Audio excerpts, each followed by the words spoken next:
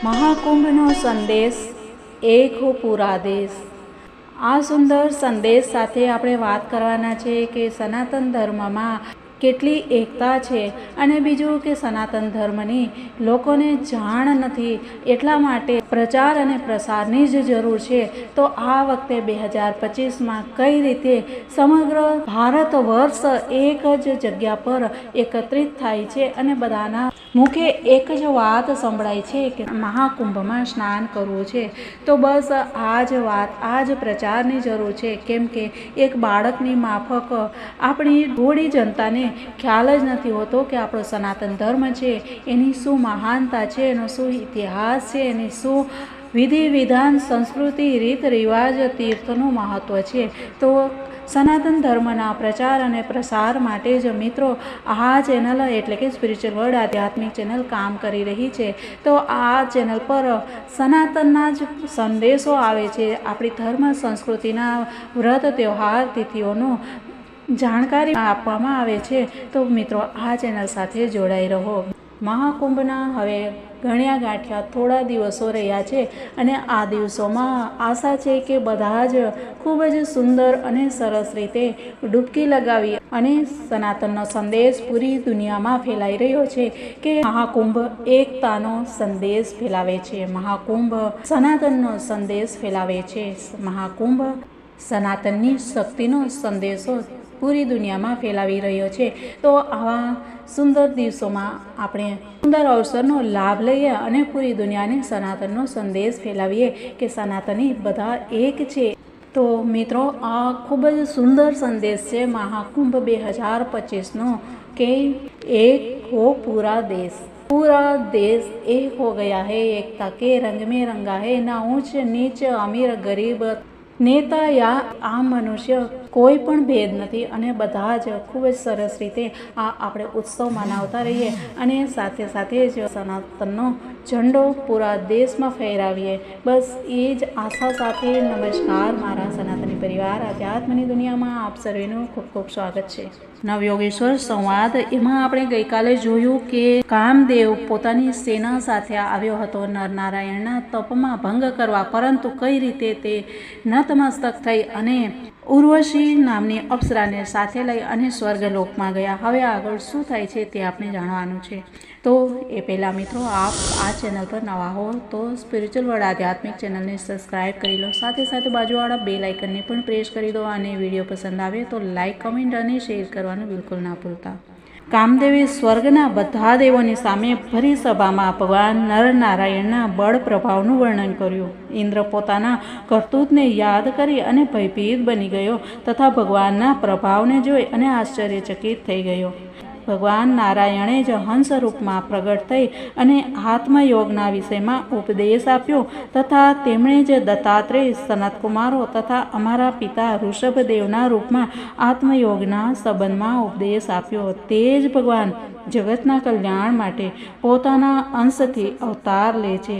તેમણે જ હયગ્રીવ અવતાર લઈ અને મધુકૈડભ નામના અસુરોનો સંહાર કરી અને તેમના દ્વારા ચોરાયેલા વેદોનો ઉદ્ધાર કર્યો।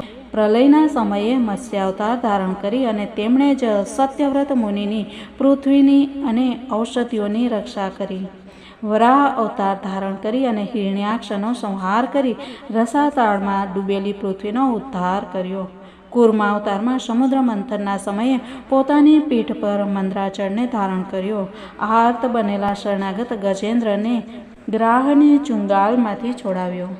એક સમયની વાત છે, વાલ્ખીલ્ય ઋષિઓ તપસ્યા કરતાં કરતાં અત્યંત દુર્બળ થઈ ગયા। તેઓ જ્યારે કશ્યપ મુનિ માટે સમિધા લાવી રહ્યા હતા ત્યારે ગાયની ખરી જેટલા ખાડામાં પડી ગયા, જાણે કે તેઓ સમુદ્રમાં જ પડી ગયા હોય। તેમણે ભગવાનની સ્તુતિ કરી તો ભગવાને જ તેમનો ઉદ્ધાર કર્યો। વૃતાસુરનો વધ કરવાથી ઇન્દ્રને બ્રહ્મ હત્યા લાગી હતી અને તે તેના ભયથી ભાગી અને છુપાઈ ગયા, ત્યારે ભગવાને ઇન્દ્રની તે હત્યાથી રક્ષા કરી। દેવતાઓની સ્ત્રીઓને હિરણ્યકશ્યપુએ પોતાના મહેલમાં કેદ કરી રાખી હતી, ત્યારે નરસિંહ રૂપથી તેને મારી અને તે સ્ત્રીઓને અસુરની ચુંગાલમાંથી છોડાવી અને પ્રહલાદ વગેરે સંતોને નિર્ભય કર્યા। ભગવાને જ દેવતાઓની રક્ષા માટે દેવાસુર સંગ્રામમાં દૈત્યપતિઓનો નાશ કર્યો અને જુદા જુદા મન્વંતરોમાં પોતાની શક્તિથી અનેક અંશાવતાર ધારણ કરી અને ત્રિભુવનની રક્ષા કરી. ત્યાર પછી વામન અવતાર દ્વારા યાચનાના બહાને આ પૃથ્વીને દૈત્યરાજ બલિ પાસેથી લઈ અને અદિતિના પુત્રો એટલે કે દેવતાઓને આપી. પરશુરામ અવતાર ધારણ કરી અને તેમણે પૃથ્વીને 21 વાર ક્ષત્રિયો વિનાની કરી દીધી. આવા ભાર્ગવ રામ તો હૈહય વંશનો પ્રલય કરવા માટે જાણે ભૃગુવંશમાં અગ્નિરૂપે પ્રગટ થયા હતા. તેમણે જ રામાવતારમાં સમુદ્ર પર સેતુ બાંધી અને 10 મુખ રાવણને તેના સૈન્ય સહિત માર્યો.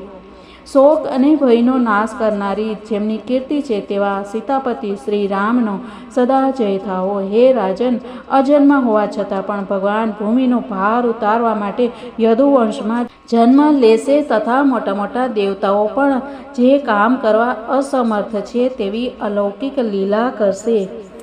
આ મિત્રો ભગવાન શ્રી કૃષ્ણના જન્મ પહેલાંની વાત છે, એટલા માટે ભગવાન જન્મ લેશે એવું કહ્યું છે અને આગળ જતાં બુદ્ધ રૂપે અવતાર લેશે, જે બુદ્ધ રૂપે અવતાર થઈ ગયો છે. યજ્ઞના અનાધિકારીઓ દ્વારા યજ્ઞ કાર્ય થતા જોઈ અને તેમને અનેક પ્રકારના તર્ક વિતર્કથી મોહિત કરશે અને કલિયુગના અંતમાં કલ્કી અવતાર લઈ અને શુદ્ર રાજાઓનો વધ કરશે. જે મિત્રો હવે થવાનો છે કલ્કી અવતાર, જેની આપણે ખૂબ જ રાહ જોઈ રહ્યા છીએ. મહાબાહુ વિદેહરાજ ભગવાનની કીર્તિ અનંત છે. મહાત્માઓએ જગતપતિ ભગવાનના એવા અનેક જન્મ અને કર્મોનું વિપુલ માત્રામાં ગાન કર્યું છે. આ પ્રમાણે મેં ખૂબ જ સંક્ષેપમાં ભગવાનની દિવ્ય લીલાઓનું વર્ણન કર્યું છે. ભગવાન અનંત છે, તેમના જન્મ કર્મ પણ અનંત છે, જે આપણે પહેલાં જાણ્યું. તો આ પ્રમાણે ભગવાનના જન્મની સુંદર કથાઓનું ગાન મિત્રો આપ પણ કરો, સાંભળો અને કાનને પવિત્ર કરીએ, વાણીને પવિત્ર કરીએ અને આપણી બુદ્ધિને પણ પવિત્ર કરીએ. અને સાથે સાથે મિત્રો આવા વિડીયો શેર કરી અને થોડું સત્કર્મના ભાગીદાર પણ થઈએ. તો બસ એક શેર કરી દો, એક લાઈક કરી દો. મળીએ આવતીકાલે. ત્યાં સુધી બધાને જય શ્રી કૃષ્ણ, રાધે રાધે. ભારત માતાની જય, સનાતન ધર્મની જય.